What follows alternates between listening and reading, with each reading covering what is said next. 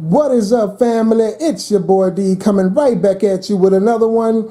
Right now we're back in the lab and a demo is on the menu.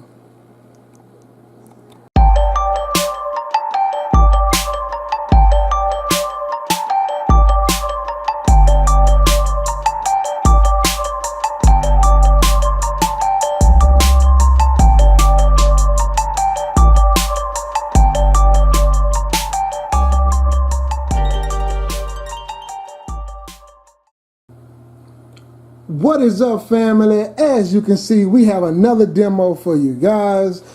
Right now, what we have on the test bench is going to be the Shure Electronics. In case you guys are not familiar with this website, we are over at Parts Express right now. And right now, what we have is the Shure Electronics AB32281 amplifier. And this is a 2x200 watt Class D amplifier board. So what this thing promises is what you just saw is a 200 output. I'm sorry, these are actually the inputs. So they promises pretty much 400 watt stereo, right? So you have 200 watt coming out of this channel, 200 watts coming out of this channel, and it actually inputs via RCA right here and power supply. You can either use a little barrel connector over here, or you can actually use direct leads. So this is what I'm doing right now, is just using direct leads. And what I have powering it is this power supply right here. And if you guys want to know a little bit more about this power supply, the power supply is also from Parts Express. This is a Meanswell MWNES 350. And this is a 24 volt 350 watt regulated power supply, and it does me pretty good. It doesn't get hot. The fans barely ever kick on this thing, and the same goes for this little amp right here. The fan does kick on, but not a whole lot. And this power supply is variable. It does have a variable voltage range, so you can adjust it in between, I believe, 14 and 24 volts, or maybe it's 16 and 24 volts. I don't remember. But if you guys are wondering about it and you want to go and check it out, the part number is right there. That's 320-316 for the power supply, and for the amplifier, it's 320-3364. If you guys are wondering about that. But enough of that. I kind of want to get another demo of the 6.5 inch right here. And if you guys are not familiar with these two guys right here, they are also, again, over at Parts Express. And no, Parts Express did not sponsor this video. I know it may sound like a commercial for Parts Express, but promise me, guys, no one is I don't even have any sponsors, to be honest with you.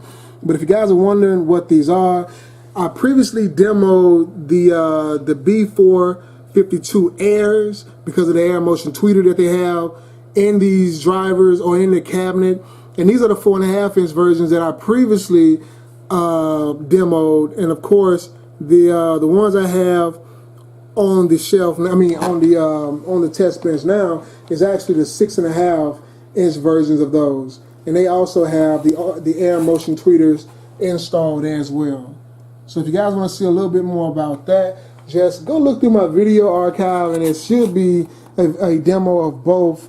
I mean, an unboxing and a review of both the 6.5s and the 4.5s. So you guys can go and get that information if you want from the video. But as of right now, what I want to do is get some music running through them. So we're just going to hop on over to YouTube, and we're going to look at some royalty-free music. This is the same track with the same driver that I used last time, and I want you guys to just stay tuned and just notice that I don't have, in the previous video I tested actually a 2.1 amplifier, meaning that the amplifier had two stereo channels and one sub channel. Okay, so but in this demo right here, we only have 2 stereo outputs. This thing right here accepts full range outputs, and that's pretty much what it's going. I mean, it accepts a full range input, and right now it's going to give you full range output.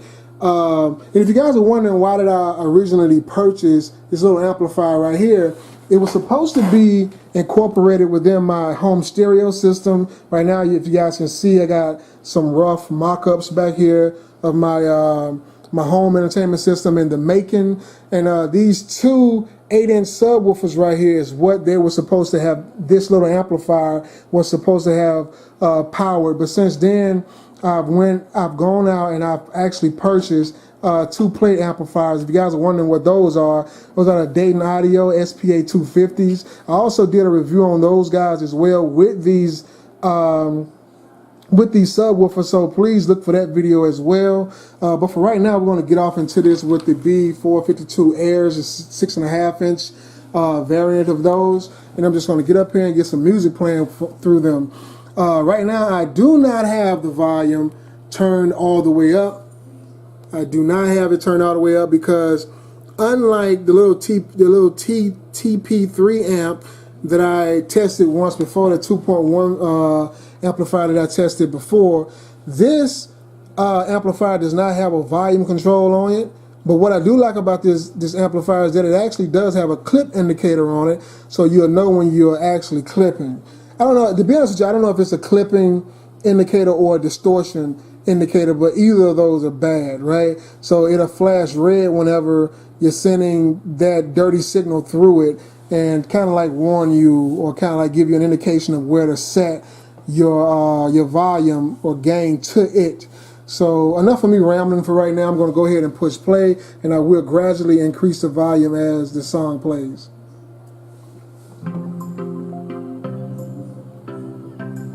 A little bit more volume.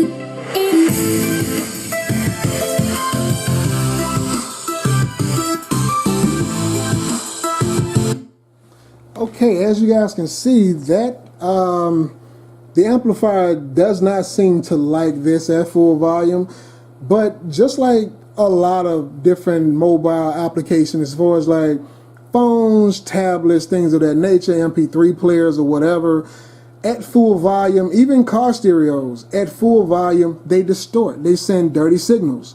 And that indicator on here, I don't know if that's a, like I said at first, I don't know if it's a clipping indicator or just a distortion indicator.